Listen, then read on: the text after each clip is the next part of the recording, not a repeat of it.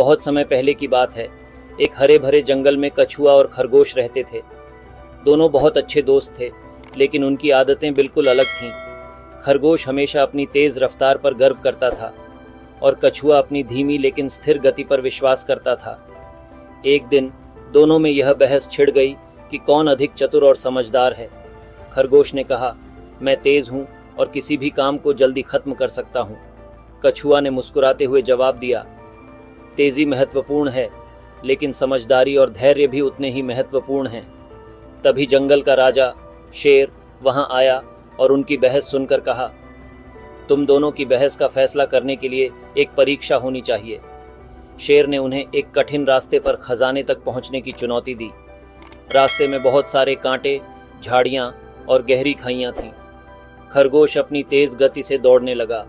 उसने रास्ते में आने वाली कठिनाइयों की परवाह नहीं की और तेजी से दौड़ता रहा।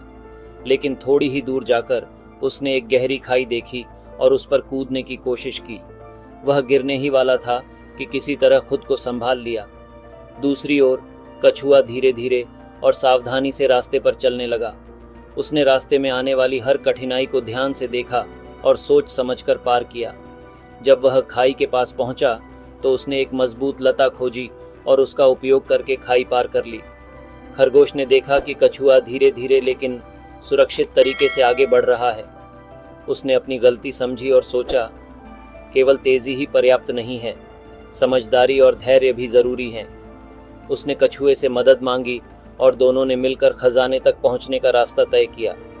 आखिरकार दोनों दोस्त खजाने तक पहुंच गए। शेर ने उनकी टीम वर्क और समझदारी की तारीफ की।